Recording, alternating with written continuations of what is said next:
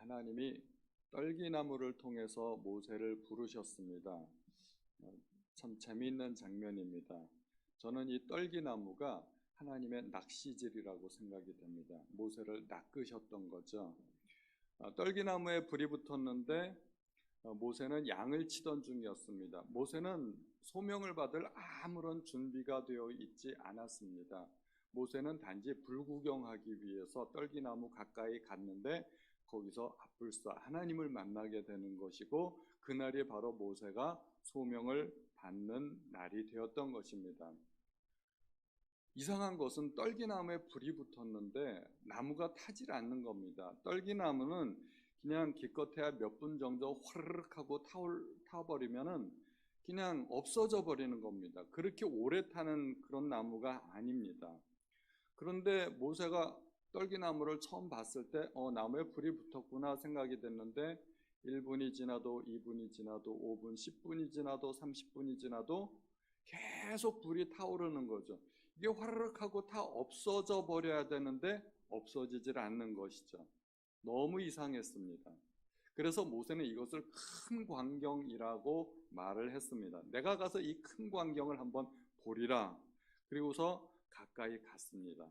가까이 갔더니 하나님의 음성을 듣게 되는 거죠. 하나님이 왜 떨기나무에 불을 붙여가지고 모세를 부르셨을까요?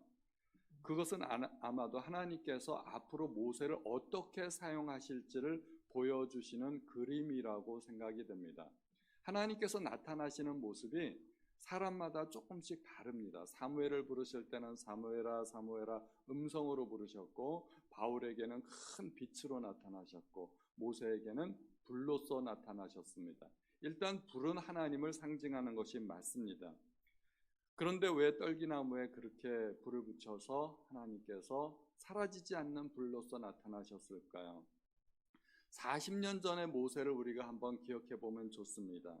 모세는 자신을 불태워서 주님의 일에 헌신하였습니다. 하나님을 향한 열정이 있었지만 그 열정과 열심은 하나님으로부터 나온 것이 아니었습니다. 자기 열심이었고 자기 열정이었습니다. 그리고 결국은 실패했습니다. 그의 시도가 실패로 끝나자 그의 열정은 홀랑 타버리고 40년간을 재만 남았습니다. 이것이 모세였고 이것이 떨기나무의 본질인 것입니다. 모세는 40년 동안을 찬하게 자기의 위대한 사역을 위해서 준비했었습니다. 그 히브리어 언어를 배우고 문화를 배우고 내가 이렇게 하면 그들이 알아줄 것이라고 생각하고 차분하게 준비를 했었는데, 그러나 인간적인 열정으로 그의 사역은 하룻밤에 다 끝나버렸습니다. 인간적인 열정으로 하룻밤을 불태우고 40년간을 재만 남았던 것이죠. 그러나 모세가 보았던 이 떨기나무는 불이 붙었는데 그 불은 여호와의 불이었습니다. 이제는 하나님께서 여호와의 불로서 모세의 열정을 태우시겠다는 것을 하나님께서 보여주시는 것입니다. 바울도 하나님을 향한 열정이 있었죠. 바울이 신앙이 없어서 그리스도인들을 박해한 것이 아니었습니다. 그는 신앙이 있었고 하나님을 향한 열심이 있었습니다. 유대교관에서 정통했고 그는 많은 학문을 알고 있었습니다. 그러나 바울의 문제는 영적인 무지였었고 그의 영적인 상태는 어둠 속에 있었습니다. 영적으로는 어둠 속에 있었기 때문에 하나님께서 바울에게 소명을 주실 때는 강한 빛으로 바울을 비춰주셨던 것입니다. 모세는 왜 실패했을까요? 또 모세는 왜 성공하면 안 되었을까요? 출애굽을 우리가 단순히 탈출만으로 생각하면 안 됩니다. 탈출 이상의 아주 큰 의미가 있습니다. 그래서 탈출만으로 본다면 해방신학이 맞는 것인데 해방신학이 옳지 않다고 말씀드렸습니다. 그들은 애굽을 탈출하면서 반드시 겪어야만 할 몇 가지 과정들이 있었던 것입니다. 예를 들면 홍해를 건너는 사건이죠. 홍해는 그들이 애굽을 탈출하고 바로의 군대에 쫓겨 막 도망하다가 만난 막다른 골목이 아닙니다. 막다른 골목을 만났을 때 하나님께서 그래 이것도 내가 물리쳐주마 그러고서 하나님께서 홍해를 가르신 것이 아니라 하나님께서는 아예 작심하고 이스라엘 백성을 홍해로 인도하셨던 것입니다. 다른 길들이 있었어요. 해변길도 있었고 광야길도 있었고 얼마든지 더 빠르고 좋은 길이 있었는데 하나님은 아예 작심하고 그들을 홍해 앞으로 인도하셨던 것입니다. 그러므로 홍해 사건은 처음부터 예정된 사건이었습니다. 그들이 이집트를 탈출하면서 반드시 만나야 하는 그 사건, 그것이 홍해였었던 것입니다. 그리고 바울은 이 홍해를 이스라엘 민족의 세례로 풀이했습니다. 출애굽 사건은 신자의 영적인 과정을 보여주는 것이라는 것입니다. 또 광야에 나가서 만나를 먹어야 했고 반석이 갈라져서 나온 물을 마셔야 됐고 이 모든 일련의 과정이 성도의 구원, 세례, 성찬 이런 것들을 보여주는 사건이라는 것입니다.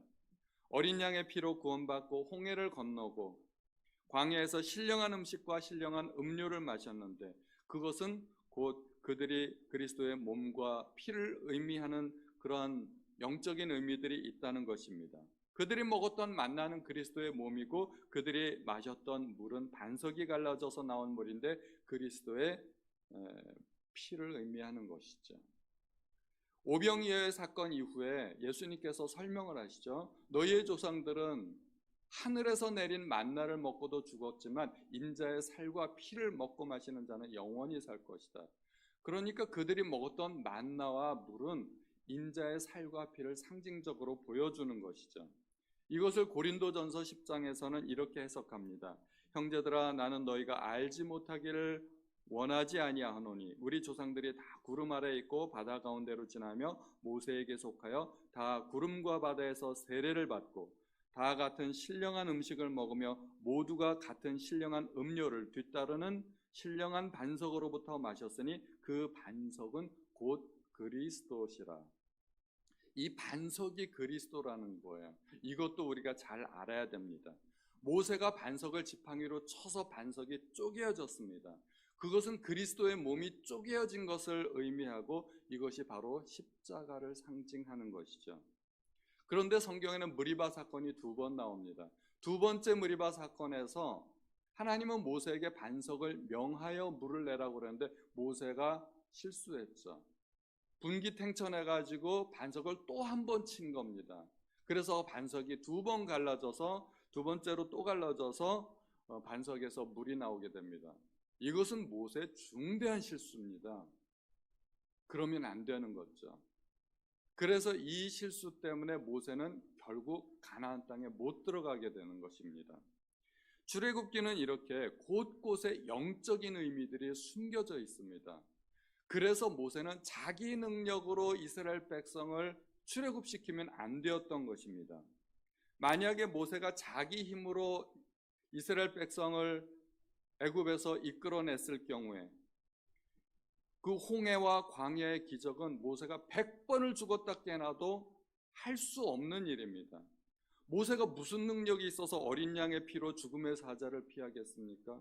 모세가 무슨 능력이 있어서 홍해를 가르겠고 모세가 무슨 능력이 있어서 만나를 먹이고 반석을 갈라서 물을 내게 하고 이런 일은 모세가 100번을 죽었다 깨나도 할 수 없는 일입니다.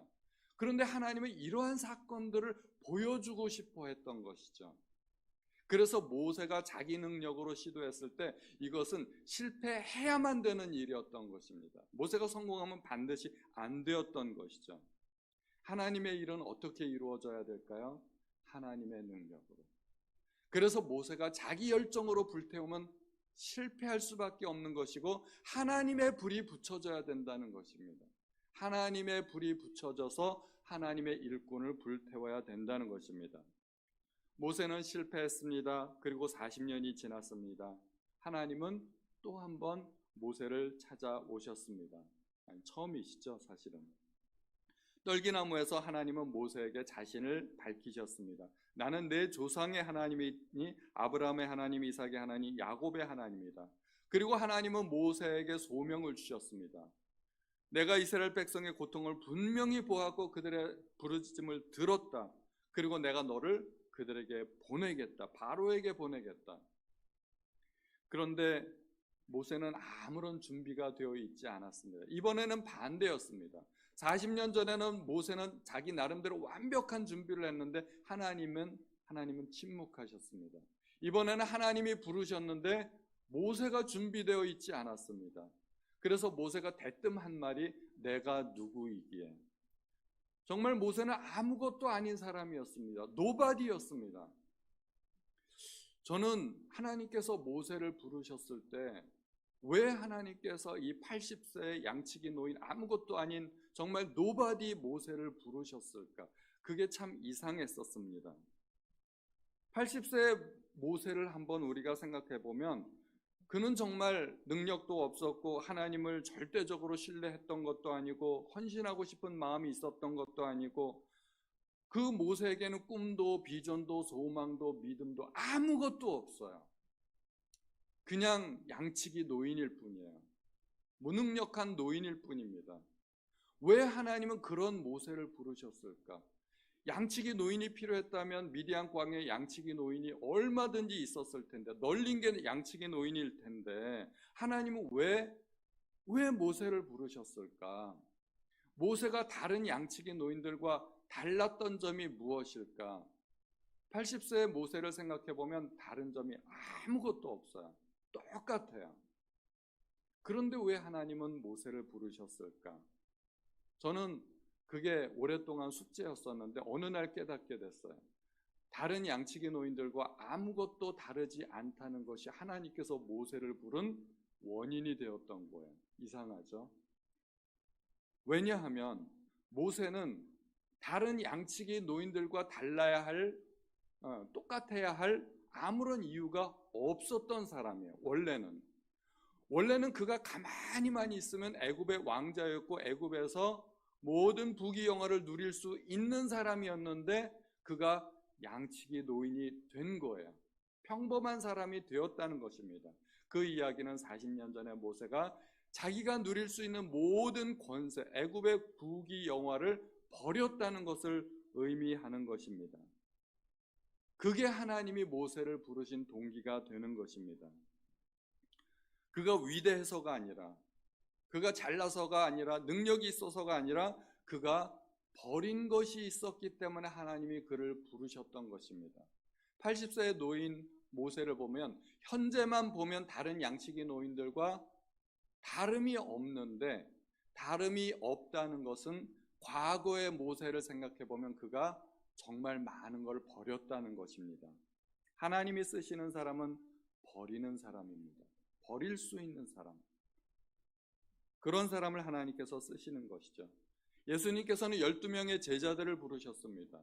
12명의 제자들 가운데 가만히 살펴보면 잘난 사람이 하나도 없습니다.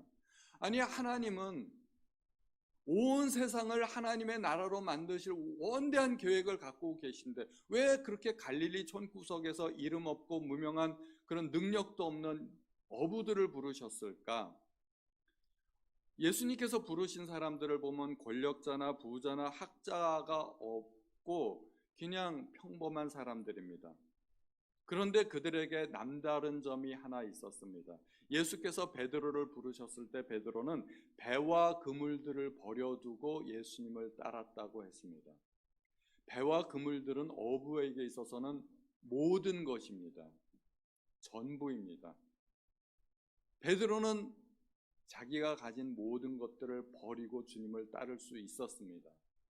예수님께서 마태를 부르셨을 때 마태는 세관에서 일어나 예수님을 따르게 되었습니다. 마태가 세관을 떠난 것은 그의 모든 안정된 삶을 포기했다는 것입니다.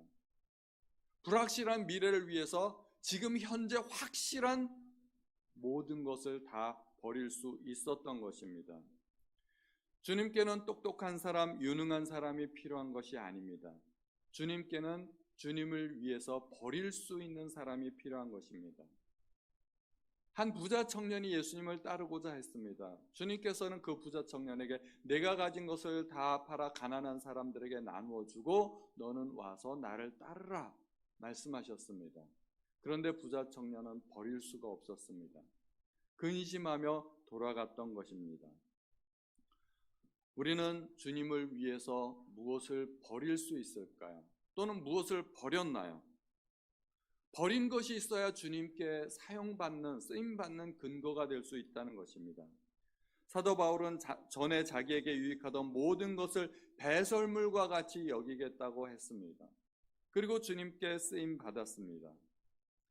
그 간증이야말로 참으로 위대한 간증이 될 수 있는 것입니다.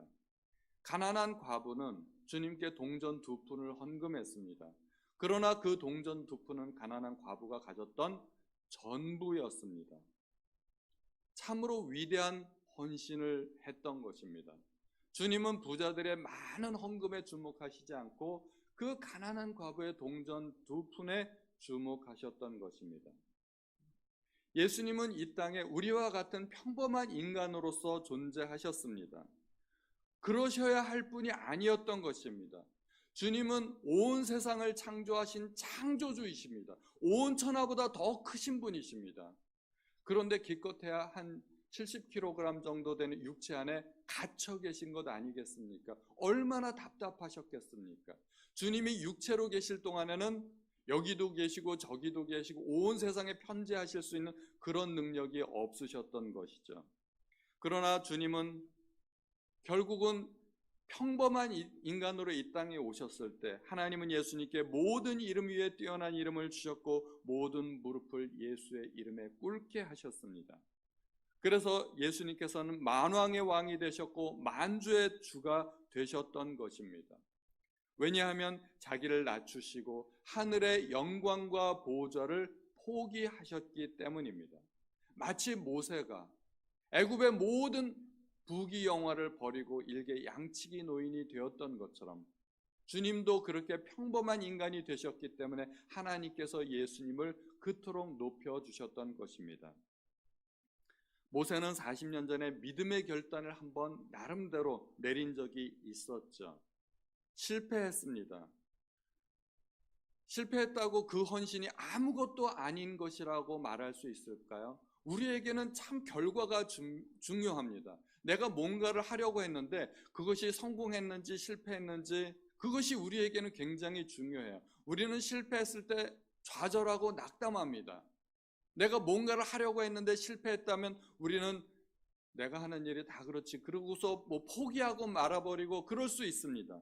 그러나 하나님은 그 실패마저도 그냥 보아 넘기지 않으신다는 것입니다. 하나님은 오히려 그 헌신 자체를 귀하게 여기십니다. 그것이 하나님께서 모세를 부르신 동기가 되었기 때문입니다. 모세는 실패했고 자기는 이제 아무것도 아니라고 생각했고 나의 헌신은 물거품이 되었다고 생각했을지 모르지만 하나님은 실패한 모세를 다시 부르셨습니다. 그 헌신 자체를 귀하게 보셨기 때문입니다. 그리고 하나님은 그 40년 전에 모세의 결단을 기억하시고 40년이 지났지만 그 모세의 결단을 이루어 주시기 위해서 모세를 찾아오신 것입니다. 우리는 어떤 문제가 있을까요? 우리는 2마리 토끼를 다 잡고 싶어 해요. 세상에서도 부귀영화를 누리고 떵떵거리며 잘 살고 싶은데 하나님께도 칭찬받고 충성된 일꾼이 되어서 하늘나라에 어마어마한 상급을 쌓아두고 싶어요. 우리는 2마리 토끼를 다 잡고 싶어 하는데 그렇게 되는 것은 사실상 쉽지 않은 일이라고 생각이 됩니다. 2마리 토끼를 다 잡으려다가는 2마리를 다 놓치는 수가 있죠. 하나는 포기해야 되지 않을까요? 여러분들은 어떤 걸 포기하시겠어요? 큰 것과 작은 것이 있다면 작은 것을 포기하는 것이 그것이 상식적이죠. 우리가 이 땅에서 누릴 수 있는 것과 하나님 나라에서 누릴 수 있는 것 중에 어느 것이 큰 것일까요? 만약에 둘 중에 하나를 포기해야 된다면 무엇을 포기해야 될까요? 모세는 제대로 판단했습니다. 이 땅에서 누릴 수 있는 부귀영화보다는 하나님의 백성과 함께 고난받는 것이 훨씬 더 크다는 것을 모세는 알았고 믿었던 것입니다. 그의 헌신은 결국은 실패로 끝났지만 하나님은 그 헌신을 결코 잊지 않으셨습니다. 40년간 기억하고 계셨습니다. 그래서 하나님은 모세에게 다시 찾아오신 것입니다. 모세는 성경에서 가장 위대한 믿음의 선조 한 사람입니다. 신구약을 통틀어서 성경을 가장 많이 기록한 사람이 누구일까요? 모세입니다. 바울의 모든 성경을 서신서를 다 합쳐도 모세오경만 되지 않습니다. 아무리 선지서가 길어도 모세오경을 합쳐놓으면 그것보다 더 많지 않습니다. 모세오경이 성경에서 한 사람의 저작으로는 가장 많은 분량입니다. 성경에서 하나님의 능력을 가장 많이 경험한 사람이 모세입니다. 모세는 40년간을 날마다 하나님의 능력을 체험했습니다. 날마다 만나 먹었잖아요. 그게 하나님의 능력입니다. 모세는 애굽에서 내려진 10가지 재앙의 주인공이었고 또 광야에서도 40년간 하나님의 이적을 체험한 사람이었습니다. 또 하나님께서 아무에게도 그동안 알려주시지 않았던 여호와라는 이름을 모세에게 비로소 알려주셨습니다. 하나님께서 아브라함에게는 전능의 하나님으로는 나타나셨지만 여호와로는 알려주시지 않으셨다고 했습니다. 그런데 모세에게 비로소 나는 여호와로라, 나는 스스로 있는 자라 하나님께서 자신의 이름을 알려주셨습니다. 또 하나님께서는 친구와 대화하시듯이 모세와 대화하셨습니다. 많은 사람들에게 성경에서 가장 존경하는 사람이 누구냐고 물어보면 모세를 손꼽는 사람이 많이 있습니다. 저도 모세를 굉장히 존경하고 또 좋아합니다. 많은 사람들이 모세에게 나타난 하나님의 능력, 모세의 지도력, 모세의 성품까지도 존경하고 좋아합니다. 또 많은 사람들이 모세를 롤 모델로 삼고 또 모세를 본받고 싶어 합니다. 그런데 모세처럼 헌신하기는 원하지 않습니다. 우리는 무엇인가 이루려는 것에는 관심이 많습니다. 뭔가 큰 일을 해보고 싶다는 그런 꿈과 열정이 있고 비전이 있는 경우가 많습니다. 그러나 버리는 것은 결코 쉽지 않은 일입니다. 내가 뭔가를 이루기 전에 뭔가를 버려야 할 것이 있다는 것을 우리가 기억해야 될 것입니다. 많은 사람이 어떤 간증을 할까요? 주님 믿고 내가 얻은 것을 간증 많이 합니다. 병이 나았어요. 건강 얻었어요. 사업이 성공했어요. 자식들이 잘 됐어요. 성공했어요. 그러나 성경의 위대한 인물들은 하나님 때문에 얻은 것을 간증하지 않고 하나님 때문에 포기한 것, 하나님 때문에 버려야만 했던 것들, 하나님 때문에 잃어버린 것들을 간증하게 됩니다. 바울도 그랬고 모세도 그렇습니다. 참으로 위대한 간증입니다. 우리의 관심은 예수님 때문에 내가 무엇을 더 얻을 수 있을 것인가 하는 것에 관심이 맞춰져 있는 경우가 많지만 헌신된 사람들은 내가 무엇을 더 버릴 수 있을까에 관심을 가지게 되는 것입니다. 우리도 이제는 내가 하나님으로부터 무엇을 더 얻을 것인가에 관심을 갖기보다는 오히려 내가 더 버려야 될 것은 무엇인가 한번 생각해 보시는 이 새벽 시간이 되시기를 예수님의 이름으로 축원드립니다. 오히려 하나님 앞에 그런 결단을 하신다면 하나님께서 더 큰 것으로 반드시 보답해 주실 줄로 믿습니다.